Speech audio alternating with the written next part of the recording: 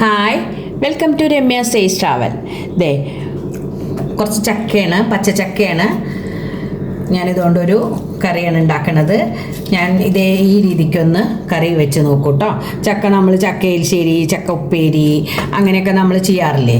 അപ്പോൾ അതിൻ്റെ ഒരു വ്യത്യസ്തമായിട്ട് നമുക്ക് ഒരു ചക്കയുടെ കൂട്ടാൻ വയ്ക്കാം. നമുക്ക് അതെങ്ങനെയാ വെച്ചെങ്കിൽ ഈ ചക്കയുടെ കുരുവൊക്കെ കളഞ്ഞ് അതിൻ്റെ ഇതൊക്കെ കളഞ്ഞ് ഇങ്ങനെ നീളത്തിൽ അരിഞ്ഞെടുക്കാം.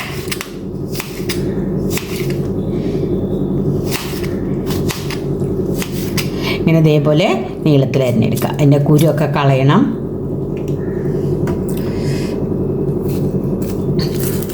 ഈ ചവണിയൊക്കെ കളയുക.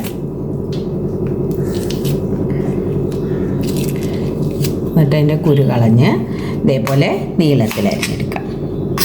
ഇത് പെട്ടെന്ന് വേവും. ഇങ്ങനെ നീളത്തിൽ അരിയുക. പിന്നെ ചക്കയ്ക്കൊന്നും അധികം വേവില്ലല്ലോ. നമുക്ക് ആവശ്യമുള്ള ചക്ക ഇതേപോലെ നമുക്കൊന്ന് എല്ലാം അരിഞ്ഞെടുക്കാം. ചക്ക എല്ലാം കഴുകി എടുത്തിട്ടുണ്ട്. ഒരു ചീനച്ചട്ടി എടുത്ത് വെച്ചിട്ടുണ്ട്. അതിലേക്ക് നമ്മൾ ഇട്ട് കൊടുക്കാം.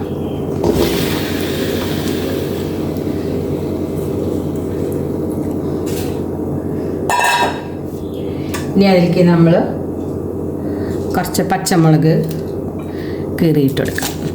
കുറച്ച് എരിവുണ്ടായിക്കോട്ടെ, നല്ല എരിവുണ്ടായിക്കോട്ടെ കേട്ടോ.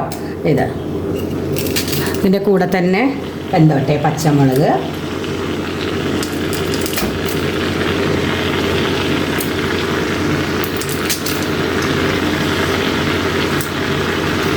കുറച്ച് വെള്ളം ഒഴിച്ച് കൊടുത്തിട്ട് നല്ലോണം ഇതിങ്ങനെ വെന്ത് കുഴയരുത്.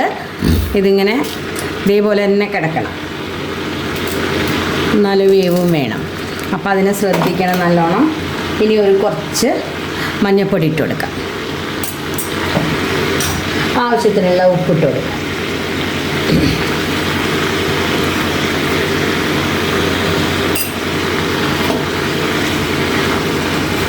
കുറച്ച് വെള്ളം ഒഴിച്ച് കൊടുക്കുന്നുണ്ട് ഞാൻ. ഒരു 2-3 സ്പൂണ് വെള്ളം ഒഴിച്ച് കൊടുത്താൽ മതി.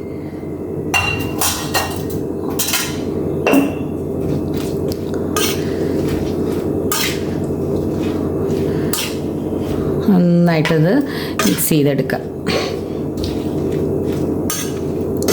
മൂടി വെച്ച് ഇടയ്ക്കിടയ്ക്ക് എടുത്ത് ഇളക്കി അത് വേവിച്ചെടുക്കണം. ചക്കക്കൂട്ടാൻ പോലെ വെന്ത് ഉടയരുത് കേട്ടോ. ആ ചക്കയിലേക്ക് ആവശ്യമുള്ള കുറച്ച് നാളികേരം എടുക്കാം. നമ്മൾ ഒരു മിക്സിയുടെ ജാറിലേക്ക് ഇട്ട് കൊടുക്കാം.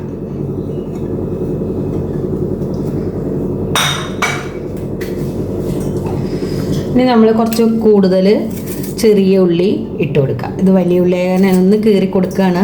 നമ്മളിത് ഒതുക്കുമ്പോൾ ഒതുങ്ങിക്കോളും.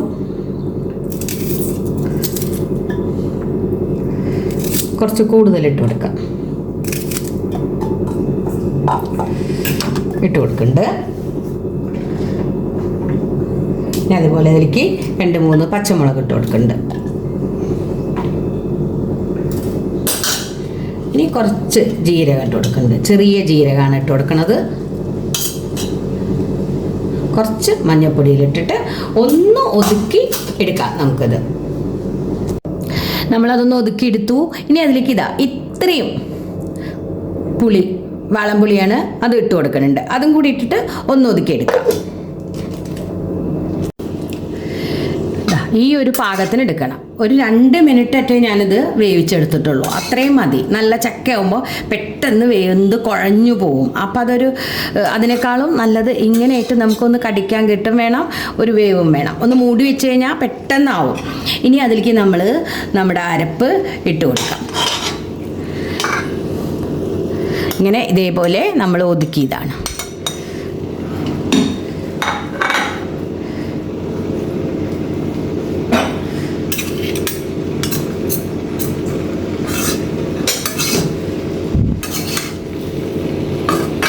ഉടയാതെ ലോ ഫ്ലെയിമിൽ ഇട്ടാൽ മതി കേട്ടോ. ആ അരപ്പൊന്ന് ചൂടായാൽ മതി. അതിൽ നമുക്ക് കറിവേപ്പില ഇട്ട് കൊടുക്കാം.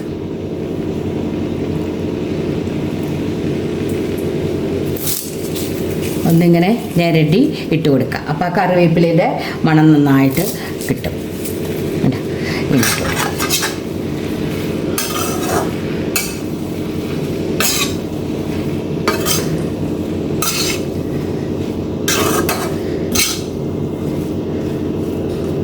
ഇനി അതിലേക്ക്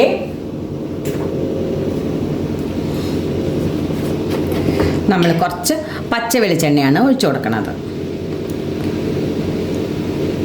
ഇപ്പം മനസ്സിലായില്ലേ ഞാൻ എന്താ ഉണ്ടാക്കണതെന്ന്? അതാണ് ചക്ക അവിയലാണ് ഞാനിന്ന് ഉണ്ടാക്കിയത്. നമ്മൾ തൈരിന് പകരമാണ് കുറച്ച് പുളി ചേർത്ത് കൊടുത്തത്. തൈര് ഇതിലേക്ക് ചേരുമോയെന്ന് എനിക്കറിയില്ല, ഞാൻ തൈര് ചേർത്തിട്ട് ഉണ്ടാക്കിയിട്ടില്ല. അപ്പോൾ നല്ല ചക്ക വരിക്ക ചക്കയുടെ ചുളയുകൊണ്ട് തന്നെ ഞാൻ ഉണ്ടാക്കണം കേട്ടോ. അപ്പോൾ നല്ല മൂത്ത ചക്കയാകുമ്പോഴേ നല്ല ടേസ്റ്റാണ്. ഒന്ന് ഈ രീതിക്കൊന്ന് എല്ലാവരും ഒന്ന് ഉണ്ടാക്കി നോക്കൂ കേട്ടോ. നല്ല ടേസ്റ്റാണ്. എല്ലാവർക്കും ഇഷ്ടമാവുമെന്ന് വിചാരിക്കണം. ഇഷ്ടമായാലും എല്ലാവരും ലൈക്ക് ചെയ്യാനും ഷെയർ ചെയ്യാനും കമൻറ്റ് ചെയ്യാനും മറക്കരുത്. Thank you for watching.